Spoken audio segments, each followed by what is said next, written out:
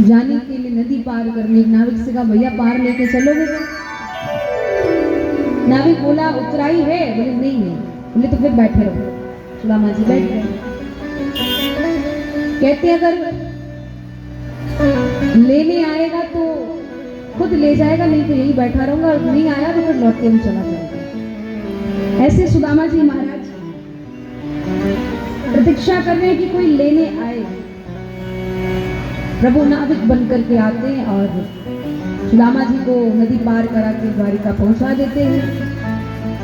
महलों के बाहर खड़े हैं, कहते हैं भैया ये हमारी ठाकुर जी की, हमारी कृष्ण की द्वारिका है क्या?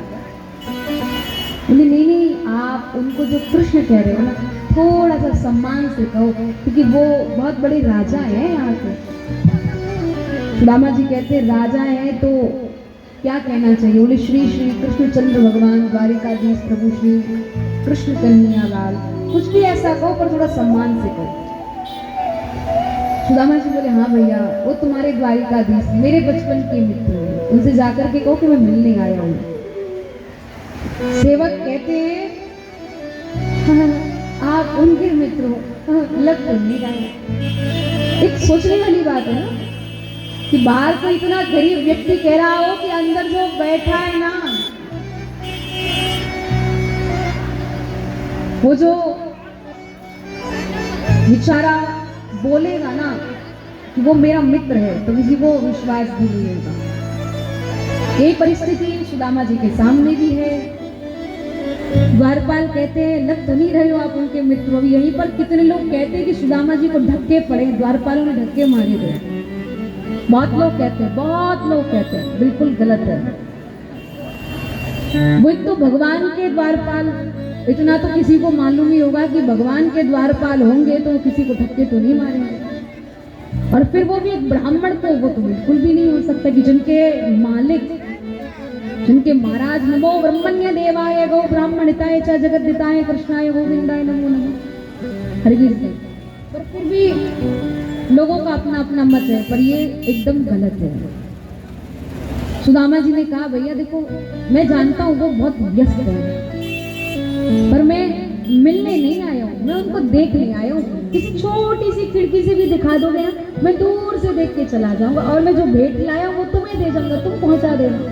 मैं बाधा नहीं बनूंगा, वो व्यस्त है तो उनको व्यस्त रहने दो। ठीक है आप विराजो, हम कुछ करेंगे। सेवकों से थोड़ी देर बाद पुनः कहा भैया जाके कह दो ना मैं उनका सखा मिलने आया। भगवान शयन कर रहे थे, थोड़ी देर बाद भोजन का समय हुआ तो सेवकों ने जाकर के कहा प्रभु वो वाले राजा, उस देश के एक राजा आए आपसे मिलने के लिए। प्रभु बोले हाँ ठीक है, बोलना उनको कि एक दो दिन रहे मिल लेंगे। फिर कहते हैं बोले वो मंत्री जी आए आपसे मिलने के लिए। प्रभु बोले हाँ हाँ एक दो दिन उनको भी विश्राम कराओ, फिर मिलेंगे समय रहने से। पूछा और कोई तो नहीं आया है? बोले नहीं नहीं प्रभु और नहीं, बस दो तीन राजा ही है, तो आप समय पाके उनसे मिल लेना। बोले ठीक है। जा ही रहा था सेवक, फिर कहता है महाराज एक बात रह गई। बोले क्या?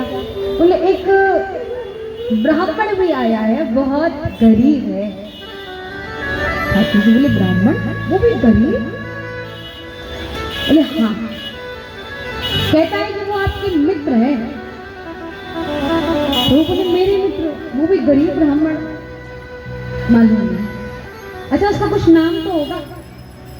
द्वारपाल ने याद किया क्या नाम है, नाम भूल गए। ऐसा ही होता है, बड़े लोगों का सबको नाम याद रहता है पर छोटे लोगों का नाम याद नहीं रहता है। याद करता है प्रभु हाँ हाँ नाम सुदामा। क्या नाम? सुदामा। प्रभु ने नाम सुना सुदामा। प्रभु फिर से कहते क्या कहा? भोजन कर रहे थे, ग्रास तोड़ रहे थे, बस मुंह में लेने वाले थे। बोले क्या कहा? सुदामा। बोले हाँ प्रभु सुदामा। प्रभु बस इतना सुनते सुदामा। प्रभु ने कहा मेरा भैया सुदामा। भोजन की थाली को वहीं छोड़ा, ग्रास को थाली में गिराया। प्रभु दौड़ते हुए सीधे जाते और हमारा सुदामा जी बैठे हैं, सब द्वार पर खड़े हैं।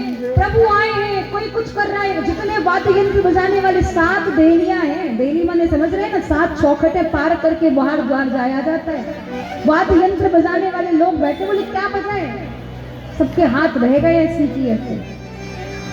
कोई पुष्प वर्षा करता है, उसके पुष्प की थाली हाथ में रह गई। सब कह रहे प्रभु आ रहे हैं, प्रभु आ रहे हैं। सुदामा जी ने देखा, देखे तो सही कौन आ रहे हैं। लोगों ने सुदामा जी को पीछे कर दिया, बैठ जाओ प्रभु आ रहे हैं। सुदामा जी बेचारे फिर बैठ गए। प्रभु गए, भागते हुए आ रहे, रफ्तार के साथ प्रभु गति के साथ भाग रहे हैं। और प्रभु ने देखा बैठे हुए सुदामा को, एक बार तो ऐसे देखा और देखने के बाद बैठे हुए सुदामा को उठाया और सीधे हृदय से लगा दिया। द्वारिकाधीश भगवान की। हृदय से लगाने के बाद फिर से देखते, भैया सुदामा, इतना ही कहा, भैया सुदामा, फिर से हृदय से लगा लिया। प्रभु कहते मेरा सुदामा। सुदामा जी के नेत्रों पे हाथ फेरा, कपोलों पे हाथ फेरा, हाथों से हाथ स्पर्श किया, फिर कहते तू मेरा सुदामा है ना भैया। सुदामा जी से बोला तक नहीं जा रहा है महाराज। सब लोग विचार करने लगे हैं कि ये ऐसा दुर्बल दीन ब्राह्मण, इसमें ऐसा क्या मिल गया जो प्रभु भोजन की थाली छोड़ करके भाग करके आए हैं।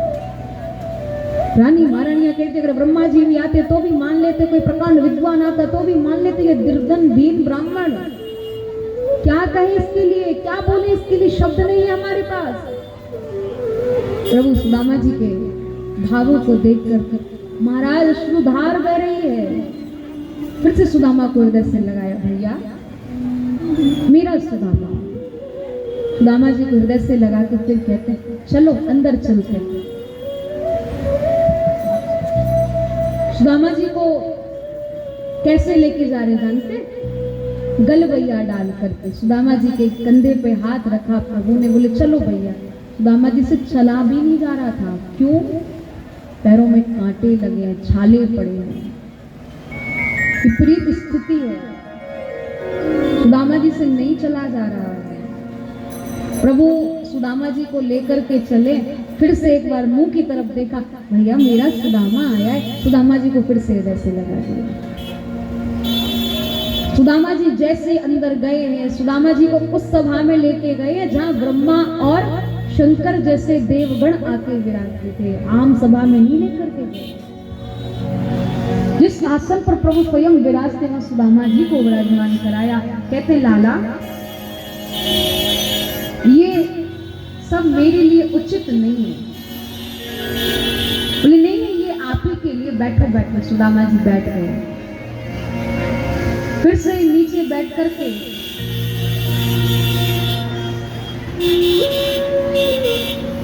सुदामा जी को प्रभु निहार रहे हैं। सुदामा जी को निहारते हैं और निहारने के बाद नेत्रों से जो अश्रुधार बह रही है।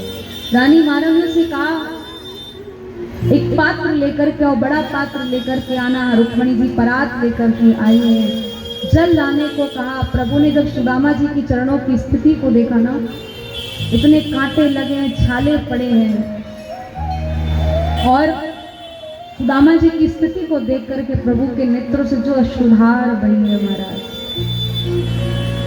सुदामा जी ने कृष्ण का वो स्वरूप पहले नहीं देखा। रानी रुक्मणी के हाथ में जलपात्र रखा ही रह जाता है। प्रभु ने पानी परात को हाथ छुओ नहीं, नैनन के जल से पग धोए। देख सुदामा की दीन दशा, करुणा करके करुणानिधि रोए। प्रभु ने सुदामा जी के चरणों का, जो अपने अश्वों से उनका प्रक्षालन किया चरणों का, वो जल, सुदामा जी के चरणों का जल, सुदामा जी के चरणामृत का भाग प्रभु पान करने जा रहे थे। सुदामा जी बोले लाला नहीं नहीं, अरे कितनी मिट्टी लगी है, रेत लगा हुआ है, रक्त बह रहा है, गंदा है, तू इसको पान मत कर, बढ़िया नहीं लगेगा। कन्हैया बोले मौन रहो, बोलो मत। प्रभु ने 3 बार आचमन किया, उसमें और जल मिलवाया, और जल मिलवाने के बाद में कहा कि रानी महारानी सबको ग्रहण करना है। सबने जल ग्रहण किया। जो जल बचाए कहा पूरी द्वारिका में इसका छिड़काव करो, ये किसी साधारण ब्राह्मण का जल नहीं है, ये परम विद्वान श्री सुदामा जी महाराज मेरे परम मित्र श्री सुदामा जी के चरणों का जल है। अरे जब तक मेरे द्वारिका में सुदामा के चरणों का जल छिड़काव ना हो तब तक मेरी द्वारिका भी पवित्र नहीं हो पाएगी। वत्सल भगवान की। प्रभु ने सुदामा जी से पूछा, भैया तुम्हारा विवाह हो गया? सुदामा जी बोले हाँ। ठाकुर जी बोले हमें नहीं बुलाया तुमने अपने? सुदामा जी बोले भैया कैसे बुलाता, तू इतना बड़ा राजा, तू आता तो संग में मंत्री भी आते तो हाथी घोड़े भी आते। अब हमारे विवाह में हम ही भूखे रह गए तो फिर तुम्हारे खाने की व्यवस्था कहाँ से करते? बढ़िया ही तुम नहीं आए। अच्छा लाला तुमने अपना विवाह कर लिया। ठाकुर जी बोले और कुछ बात करते? बोले नहीं और कुछ बातें नहीं, तुम बताओ। बोले हाँ हो गया। बोले कहाँ है रानी महारानी? बोले सभी रानी महारानी आए। बहुत विस्तृत प्रसंग है, समय अभाव है, अपने लोग बस स्पर्श मात्र करते हुए चलते हैं क्योंकि समय भी अपनी गति से चल रहा है। यहाँ प्रभु ने सुदामा जी के 2 मुट्ठी चावल खाए। 1 मुट्ठी चावल खाने पर इंद्रलोक की संपत्ति दी, दूसरी मुट्ठी चावल खाने पर तीनों लोगों की संपत्ति दी। तीसरे मुट्ठी खाने जाने वाले थे पर उतने में रुक्मणी जी ने हाथ पकड़ लिया, प्रभु मैं लक्ष्मी बची हूँ अब आपके पास, मैं आपको छोड़ करके कहीं जाना नहीं चाहता हूँ, इसलिए आप अब रहने दो। प्रभु रहने दिए। कुछ दिन बाद सुदामा जी गए हैं और सुदामा जी की जहाँ झोपड़ी वहाँ बैल खड़े हैं। प्रभु ने आकर के बताया कि मेरी माया भाभी सुशीला के लिए और मेरी माला तुम्हारी लिए। प्रभु ने सुदामा जी के ऊपर कृपा की। आगे के प्रसंगों में 100 वर्ष बाद प्रवास क्षेत्र में समस्त ब्रजवासियों का कृष्ण से मिलन होता है। उसके तत्पश्चात सांब को साड़ी पहना करके ले गए हैं। भगवान के पुत्र पौत्र इत्यादि संतों से हंसी व्यंग कर रहे हैं, संतों का अपमान कर रहे हैं। कहते हैं हमारे कुल की बहू है, गर्भवती है, बताओ बेटा जन्म लेगा या बेटी? महात्मा जी ने कहा ना बेटा ना बेटी, एक मूसल आएगा जो तुम्हारे पूरे कुल का सर्वनाश कर देगा। देखा तो मूसल, वसुदेव जी ने मूसल को घिसवा करके समुद्र में बहाया और उसी मूसल के द्वारा समुद्र किनारे अलका नाम की घास प्रकट होती है। निर्वंशी लोग प्रवास क्षेत्र में जाते हैं, उसी अलका नाम की घास को उठा करके एक दूसरे में प्रहार करते हैं और जब प्रहार करने लगे, जैसे जैसे अलका नाम की घास का प्रहार होता है धीरे धीरे पूरा यज्ञ समाप्त हो जाता है। आगे के प्रसंगों में सुखदेव भगवान बताते हैं प्रभु उद्धव जी को उपदेश देकर के अपने वैकुंठ धाम के लिए प्रस्थान करते हैं। कथा तो बहुत सारी है पर समय गति सीमा उसका ज्ञान रखते हम कार्य को करेंगे। और श्री सुखदेव भगवान राजा परीक्षित को कहते हैं कि भगवान कभी मरते नहीं है, भगवान कभी जन्म नहीं लेते हैं, भगवान अवतार लेते हैं और भगवान अंतर्ध्यान हो जाते हैं। इधर श्री सुखदेव प्रभु भागवत जी का सार श्रवण कराते हैं। सूत जी महाराज ने भी शौनकादिक संतों को कराया। सार भागवत सुखदेव भगवान ने सुनाई परीक्षित को। परीक्षित ने राजा का भाव रखते हुए सुखदेव भगवान का सुखदेव पूजन किया। सुखदेव भगवान गए हैं, तक्षक सर्प आया है, परीक्षित का दंशन करता है। परीक्षित से शरीर प्रभु के धाम प्रस्थान कर जाते हैं क्योंकि 7 दिन में मृत्यु का निश्चित था ही। तक्षक सर्प आके डसेगा ये भी निश्चित था। सर्प आता है, डसता है, प्रभु के धाम गए हैं। यहाँ श्री सूत जी महाराज शौनकादिक संतों को सार भागवत श्रवण कराते हैं। आप सब भी सार भागवत श्रवण करेंगे, दोनों हाथों को जोड़ करके बैठिएगा। और जिन लोगों ने 6 दिन तक किसी कारणवश कथा नहीं सुनी, अगर वो ये सार भागवत सुनते हैं ना तो उनको 7 दिन की कथा का फल मिलेगा, इसलिए ध्यान से सुनिएगा। करा